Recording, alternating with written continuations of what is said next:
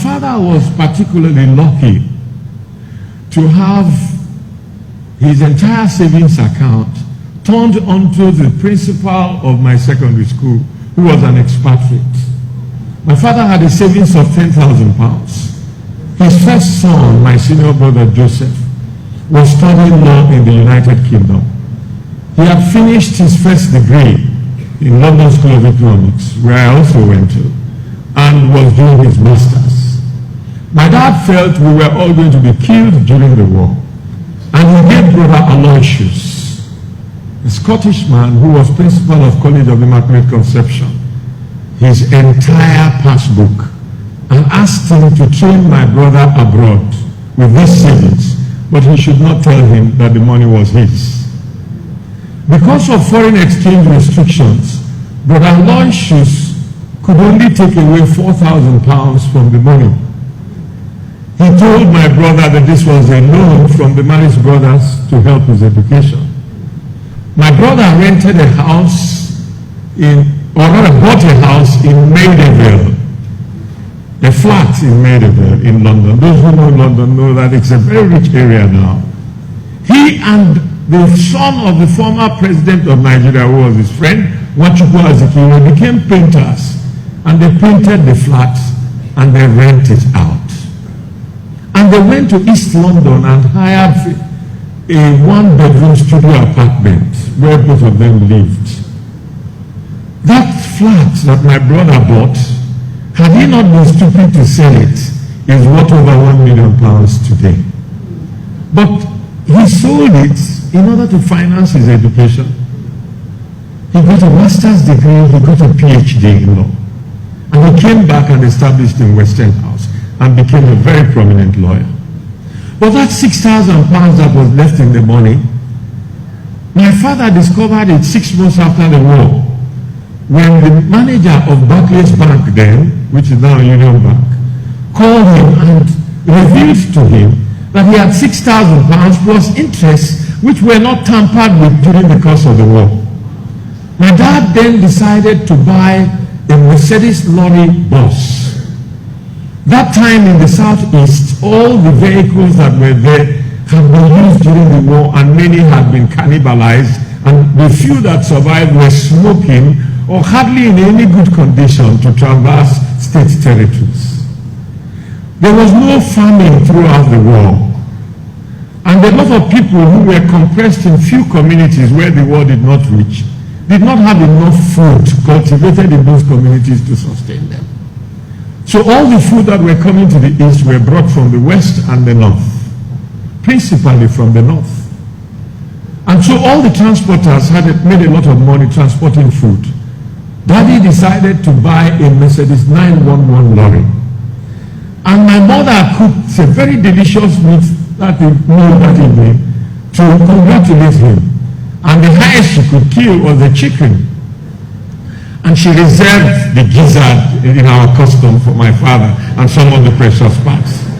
As they were clinking their glasses in the veranda, my mom was thanking my father for making this investment, because now she had 3 children who were either supposed to go to university or now due for university who couldn't go, including myself, my immediate senior who later became governor of my state, and my late sister who became a pharmacist.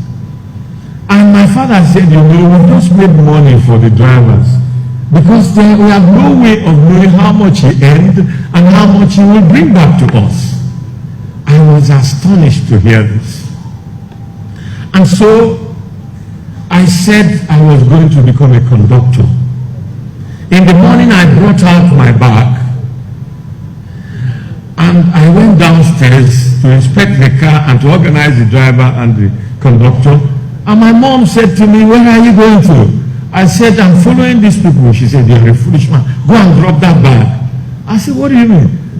He said, I say I must go because I want to make sure that me and my siblings go to school. She said, oh, your father wants to use his son to make money. I said, Mama, you must go to confession to our priest. So this driver and this conductor are not people's children. So you and your husband can use them to make money, but you can't use your son. And don't forget, I was a lieutenant in the war, and I was now audacious enough to confront my mother, having been exposed to chivalry. My mother was a little constrained by the fact that I antagonized her with God. And she shook her head and said, okay, come, let's go to my room. I need to pray for you. We got to her room. She was confused. She didn't know what she had called me to her room for. She gave me two charms, one of which I'm wearing in my neck, and one of which is in my pockets. One is a chaplet and one is a crucifix. And she said to me, the Lord will protect you. And I came on and jumped on the 911, and as we drove off, they told me she kept running after us and crying. But I went to Lafia, Akwanga, Bukuru, Jos, Mubi, Maiduguri. I was running down at hills when the vehicle was moving slowly and difficult to climb, and I was putting the wedge to make sure it doesn't roll back. And I was shouting, Oshebe. My brother was in England, and when we wrote him letters that we were balancing 500 pounds every 2 weeks, he and one of his late friends, Felix Okoye, went to the Netherlands and bought a Volkswagen bus and sent to us. I went back to Daddy and said, I want to also establish the revenue pattern in this Volkswagen bus.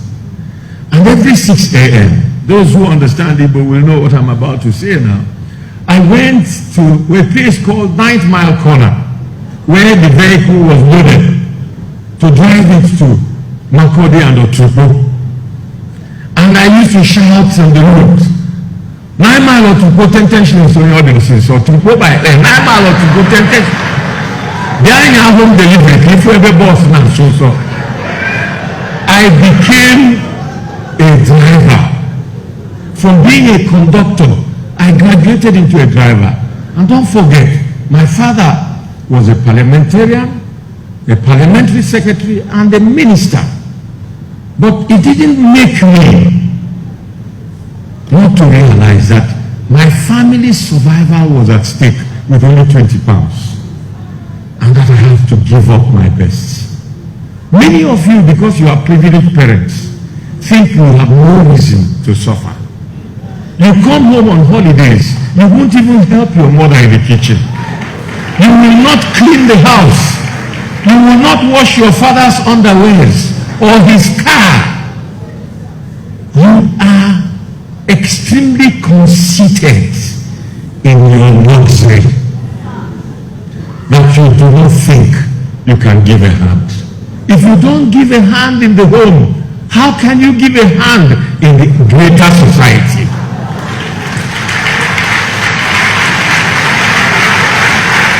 The second thing I want to say to you is about public service. Those of you who are in secondary school know that when you are found worthy to be a class prefect, a dormitory prefect, a senior prefect, a president of the debating society, whatever responsibility is given to you in school is a training for leadership. Take it seriously. Give it your best and your all. You'll never know when it will come to use.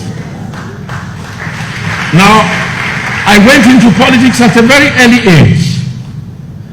I became special assistant to President of Nigeria at 28. I became minister at 31.